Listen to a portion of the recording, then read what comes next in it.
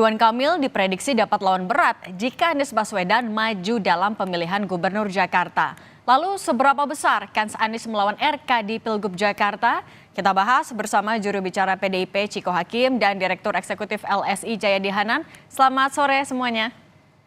Sore Mbak Cindy. Sore Cindy, Mas Saya mau ke Jayadi. Bang Ciko dulu. Bang Ciko, setelah pertemuan kemarin kan sebenarnya sinyal dari Ketua DPD PDIP Jakarta kayaknya oke, bilangnya insya Allah. Pintunya juga udah terbuka setelah putusan MK, tapi Anies bilang masih nunggu. Apa sih yang masih dikalkulasi sama PDIP? Kan pendaftaran bentar lagi.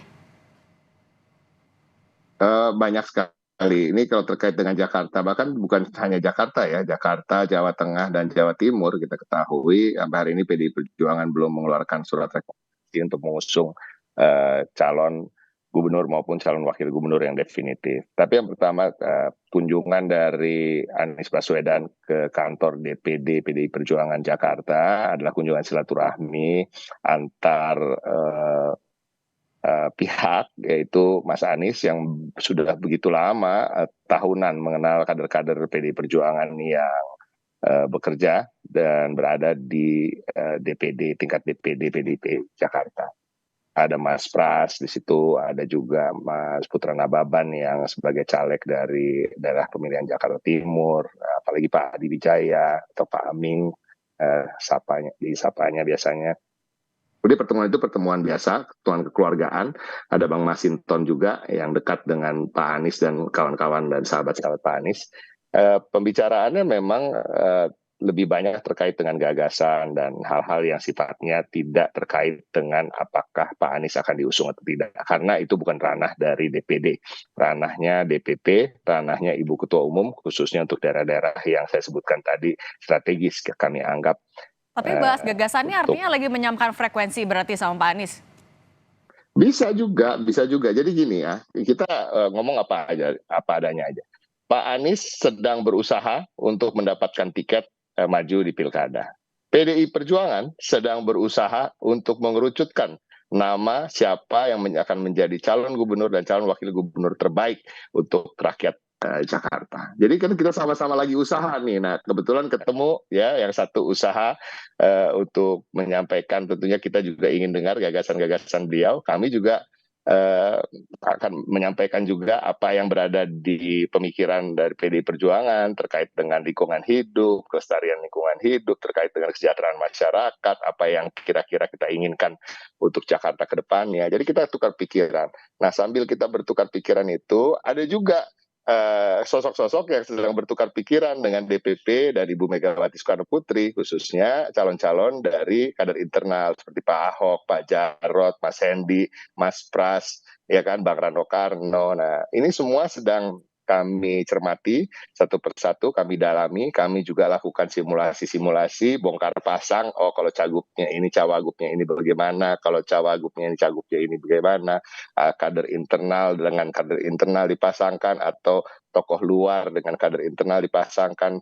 Bukan hanya hasil survei, tapi kami juga berbicara langsung dengan akar rumput dari pemilih PDI Perjuangan di pileg yang lalu, juga akar rumput secara keseluruhan, rakyat Jakarta di pelosok-pelosok, di kampung-kampung. Kami ingin tahu mana yang penerimaannya paling baik, mana yang ada resistensi, mana yang kira-kira pasangan yang akan sangat bisa diterima, dan gagasan-gagasan seperti apa yang diinginkan oleh masih bongkar masyarakat. pasang. Nah, kalau Mas Jayadi melihatnya sebenarnya apa sih yang masih dikalkulasi untung ruginya? Kenapa sampai saat ini masih belum mendeklarasikan mendukung Anies atau tidak? Apa Mas Jayadi?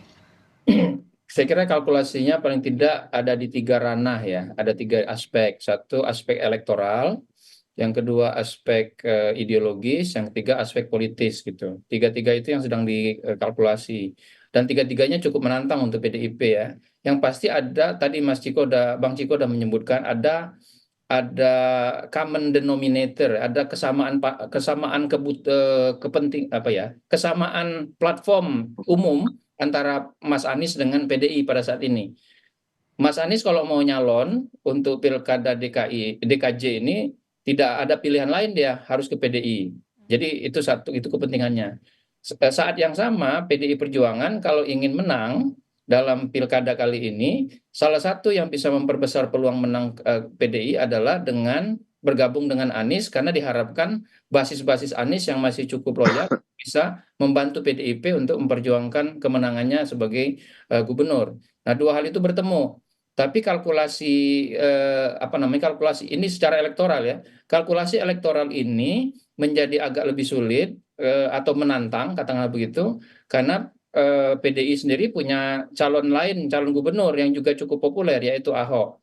Nah, saya kira secara elektoral ini yang sedang mereka hitung, mana yang secara elektoral lebih besar kemungkinannya. Yang pasti kalau mencalonkan Anies atau mencalonkan Ahok, menurut saya dua-duanya bisa kompetitif berhadapan dengan Ridwan Kamil. Itu udah pasti. Karena selama ini data-data menunjukkan bahwa tiga nama itu terus-menerus selama 2 tahun terakhir, terutama setahun terakhir, tiga nama itu yang muncul, Anies, Ahok, dan Ridwan Kamil. Nah, jadi tinggal lagi antara Anies dan Ahok itu PDI Perjuangan harus menghitung mana yang secara tidak hanya kompetitif tapi juga bisa memenangkan pertarungan. Itu yang sedang dihitung saya kira. Yang kedua tadi juga disinggung oleh Bang Chiko soal aspek yang sifatnya ideologis. Kita tahu bahwa selama ini dalam perpolitikan Indonesia, perpolitikan Jakarta, ada jarak yang agak jauh antara Anies dengan PDI Perjuangan dan calon-calon PDI Perjuangan.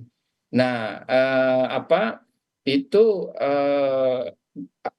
tidak mudah untuk tidak bisa dengan seperti membalik telapak tangan atau hanya berlangsung satu malam. Itu diperlukan waktu yang cukup waktu yang cukup untuk menyelesaikannya karena perlu bridging kan dari Anies yang katakanlah dengan mudahnya Anies cukup jauh di kanan PDI dan Ahok katakanlah begitu atau calon-calon PDI agak cukup jauh di kiri, itu bridgingnya kan tidak bisa serta merta, perlu waktu dan dan itu dimulai antara lain misalnya yang ditunjukkan ke publik dengan kunjungan di DPD PDI Perjuangan di Jakarta kemarin. Nah, yang ketiga saya kira yang harus dihitung oleh PDI Perjuangan adalah soal politis, aspek politisnya. Aspek politisnya itu maksudnya adalah seberapa kuat nih resistensi yang ada. Karena Anies itu kalau data-data menunjukkan resistensinya di kalangan pemilih PDI cukup kuat.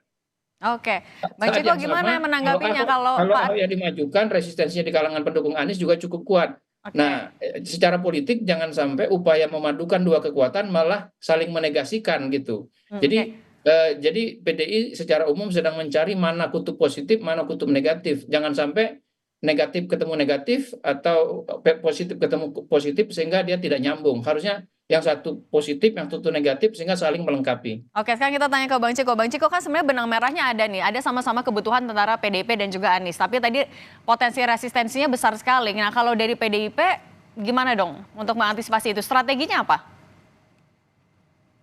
Kita tidak mau mengatakan resistensi ya, kita lebih mengatakan ketidakcocokan atau ketidaksinkronan. Ya, ini kan kita mencoba mencari titik temu sambil juga kami mencermati kader-kader di internal kami tadi yang disampaikan oleh Mas Jayadi Hanan bahwa sesungguhnya kan kalau kita bicara Pak Basuki Cahayapurnama survei tingkat elektabilitasnya juga cukup tinggi ya, tingkat kepuasan publik ketika beliau memimpin Jakarta juga sangat tinggi.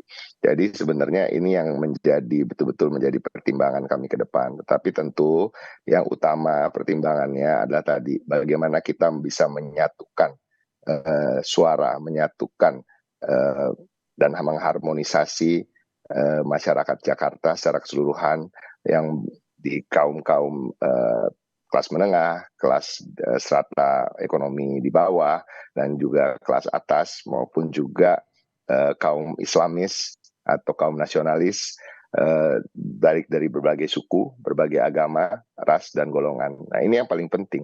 Bagaimana kita bisa memenangkan pilkada ini dengan bisa mendapatkan suara yang bobotnya sama dari semua pihak. Dan siapa yang Tapi akan paling artinya masih 50-50 diterima kemungkinan oleh dukung banyak Pak Anies, masyarakat. masih kemungkinan masih dukung kader sendiri Bang Ciko? Oh iya, saya selalu mengatakan bahwa peluang Pak Anies, peluang Pak Ahok, peluang Mas Jarod, peluang Bang Rano, peluang Mas Hendi, peluang Mas Pras, itu semuanya levelnya kira-kira sama. Oke. Kalau dari oke. Oke, artinya nanti kita lihat aja dari tanggal 27 sampai tanggal 29 apakah PDI Perjuangan akan mendukung Pak Anies atau dari kader internal, kita akan tunggu sama-sama. Terima kasih Bang Ciko dan juga Mas Jayadi sudah berbagi di Kompas Petang, sehat selalu. Terima kasih. Terima kasih.